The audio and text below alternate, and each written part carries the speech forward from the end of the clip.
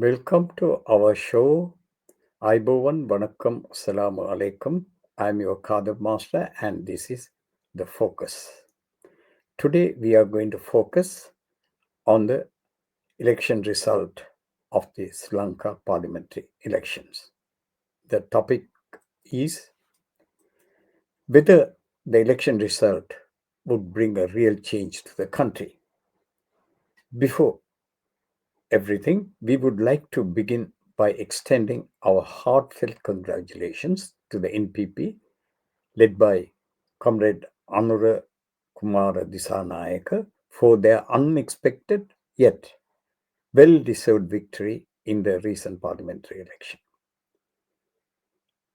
This achievement was not handed to them on a platter. It is the culmination of 59 years of unwavering commitment and sacrifices made for the people's cause. We honor the fallen heroes of 1971 and 1989 who faced brutal state suppression, as well as the living heroes who bravely continued to carry the torch to this point. The election victory of NPP was one for the history books, breaking many records and setting multiple historic milestones. A party founded in 1965 that initially opted to take up arms underwent two baptisms in a bloodbath, transformed through self rehabilitation, set aside bullets, and ultimately captured governmental power through the ballots by combining people's struggle and electoral process after for over 59 years. Many things happened for the first time in the country's history. The NSSP that surprised everyone, including themselves, in the last presidential election held by securing 42% to win the highest office of the executive presidency, even without reaching a magic 50% mark. They achieved the mathematically impossible feat of going from a mere 3.16% of the 2019 president election to this one. It is a tall order for the NPP to secure even simple majority in the parliamentary election. However, the NPP once again surprised everyone, including themselves, by rising from a measly 3 seats in parliament to 159 seats, an unprecedented overwhelming majority in parliament, even surpassing the magic two-third majority within 54 days of presidential election. This is the first time any party has achieved a supermajority under the proportional representation system.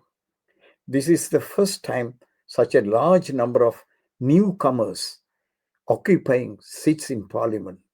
They are the sons of the working people of the country, not from the elite of this country. Even more notably, they do not hail from the elite or political families. Instead, they are the children of ordinary people who understand the challenges and hardships experienced by the populace. The NPP has also surprised by winning in 4 special constituencies. That is very important.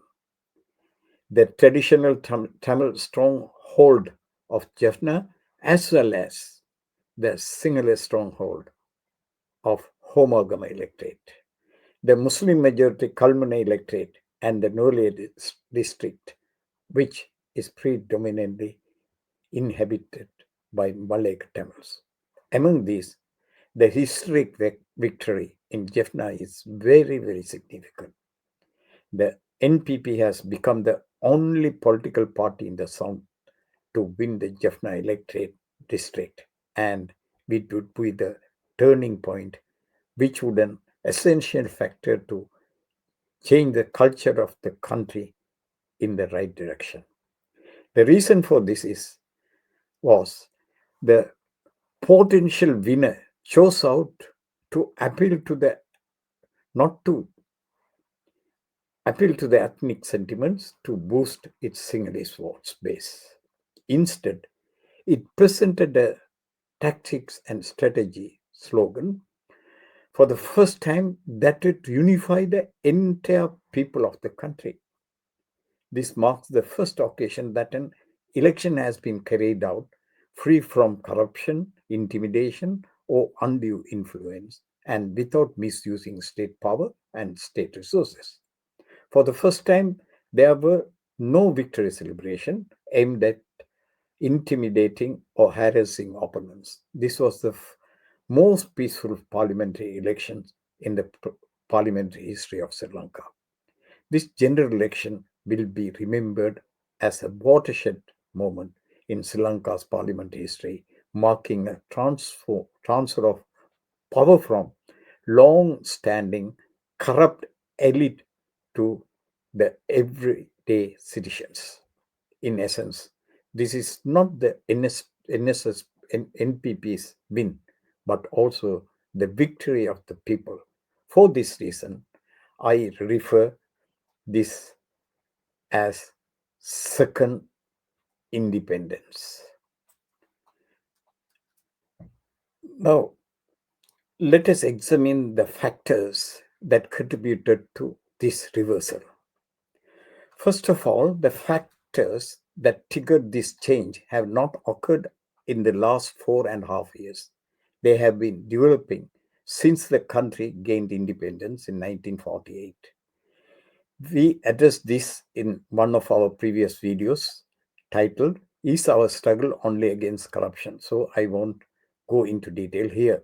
The primary issue has been the short sightedness of our elite rulers. Their failure to create a viable strategy for sustainable development, inconsistent economic policies, and poor economic management. They have treated the constitution as a tool for foster client patent relationship, which shifted the economic burden onto numerical minorities of the country instead of addressing the underlying political and economic issue by crafting a constitution that reflects the realities of our country based on inclusive democracy and establishing an appropriate electoral system for our country. This failure led to a divide and rule approach that incited ethnic strife, culminating in 30 years of devastating war that drained our human and material resources and worsened our economic crisis. Furthermore, their foreign policy has allowed imperialists and other superpowers to meddle in our internal affairs for their own interest, deeply entrenching corruption at every level. All these reached their boiling point since 2019 with the orchestrated Easter Sunday terrorist attack. This unprecedented tragedy was the eye opener. Many researchers miss this vital point. It shattered the protector of nation image of Mahinda family and questioned their credibility and reliability.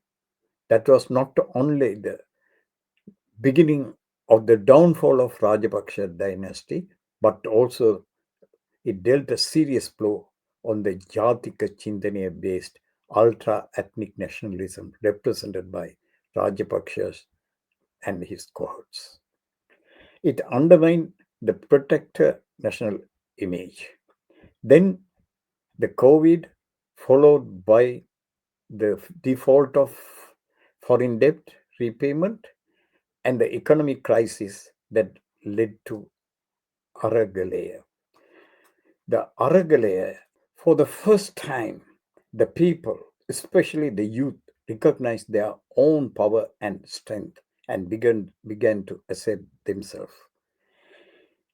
The ousting of Gotabaya gave them a moral boost, and its successful was one of the one of the consequences of years of apprenticeship received from JVP and SCP. It had an enhanced aversion towards nepotism, corruption, nurtured and nourished a fresh political culture, clamoring for a change in the system or the existing order of things, and pushed back the ultra ethnic nationalist politics that had previously dominated the country's political scene. Finally, the 2 years of borrowed presidency rule of Ranil exposed the quasi democracy of the country, the people unfriendly constitution, and the class nature of the executive presidency. Why did other progressive forces who played a leading role in the Aragalaya movement fail to reap the harvest? Firstly, the SCP and the civil organization were specifically targeted by Ranil's oppressive apparatus and denied democracy space for them to mobilize the people. Secondly, there is the Anuru factor. His charisma, his oratory skill could not be matched by anyone else in any other camp. Thirdly, the formation of the NPP and their transition from armed struggle to mainstream democratic politics was seen by the public as a genuine evolution. Fourthly, the JP has a proven track record demonstrating their consistent commitment, dedication, and the sacrifices made for the people's cause. Even critics who disagree with JP's politics acknowledge that the party has always stood by the people, fighting for and alongside them throughout its 59 years of existence and made sacrifices than any other organization in the country. Fifthly, the JP has established the most efficient and extensive grassroots organizational network through 59 years of political engagement embedded in the mass agitation. Now the question arises, why did the other opposition parties fail? Sri Lanka's economic crisis primarily stemmed from decades of economic mismanagement, inefficiency, and the client pattern politics based on ethno-national supremacy, pervasive corruption, and flawed foreign policy. However, the NPP has tactically embraced the popular anti corruption slogan to mobilize support from the larger public. Following the Aragalaya, there was widespread public outrage directed at corrupt politicians and bureaucrats, especially targeting the Rajapaksa family and their associates for the ongoing crisis. The NPP effectively capitalized on that sentiment. The slogan gained widespread popularity and brought together people from all walks of life, transcending ethnic, caste, religious, and geographical divisions. The NPP stood tall as an organization that was not responsible for the crisis, but the public tsunami that the NPP ignited swept away Mahinda's, Ranil's, and others who were responsible for the country's current unfortunate state. However, Sajid Premadasa had a chance, but he committed a serious political blunder by attempting to promote the same anti corruption agenda without presenting an alternative electoral strategy, whilst accommodating political renegades from the SLPP who have been accused of corruption into SJP. This raised doubts about his sincerity regarding the cause and dented his political image. On the other hand, the JEP was perceived as principled party that did not embrace political renegades from a corrupt party. This uncompromising stance strengthened the belief that it was only Mali Mawer or Compass that was genuinely against corruption and was seriously committed about bringing Rajapakshas and their henchmen to justice. Anura Kumara Disanayaka was projected as the only person dedicated to the ideal of eradicating corruption and meting out justice to the corrupt elements plaguing the country.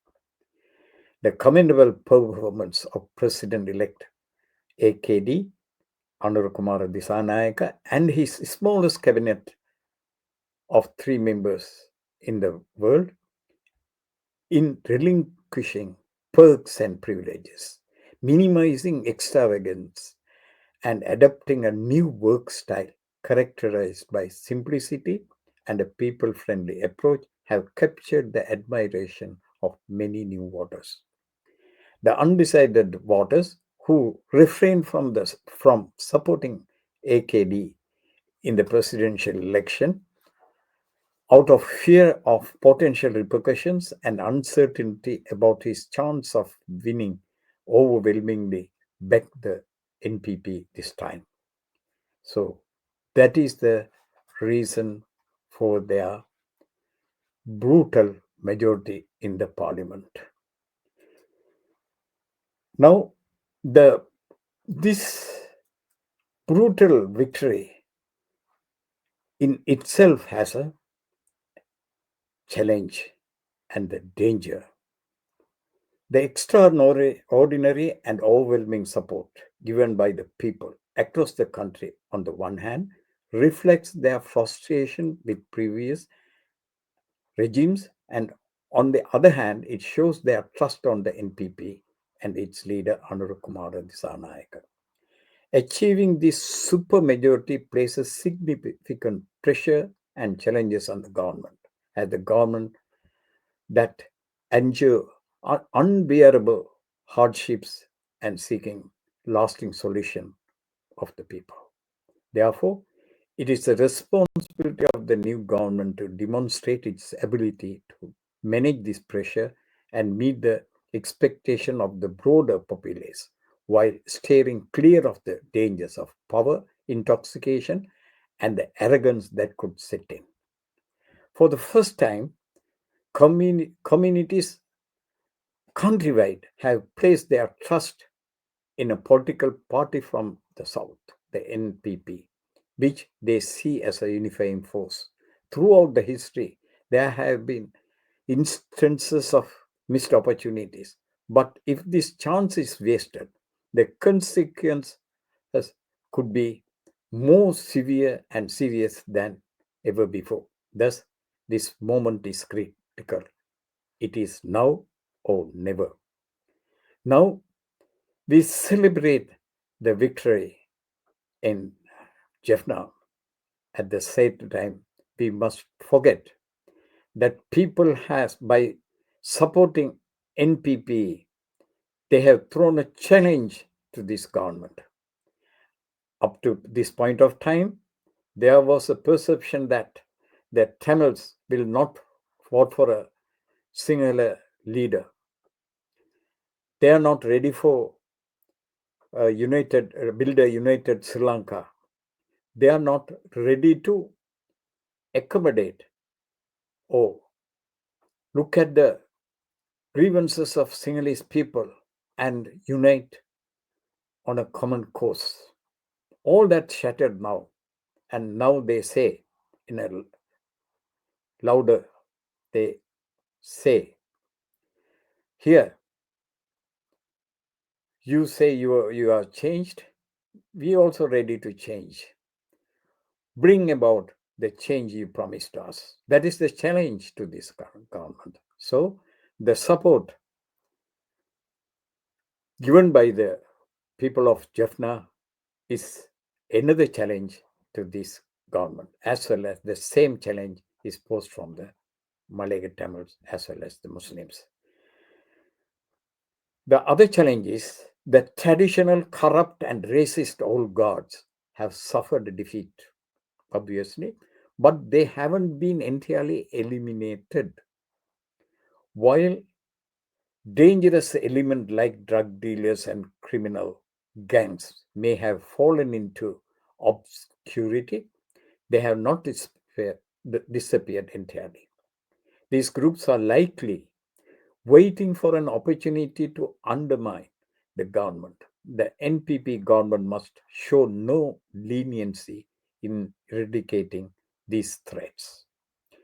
The importance of Sri Lanka's strategic location has grown in today's geographical environment. That is the fourth challenge. While this presents various external threats, if managed properly, it could offer opportunities. Conversely, poor handling may result in unrepairable crisis for the country. Now, finally, I would like to emphasize a significant change.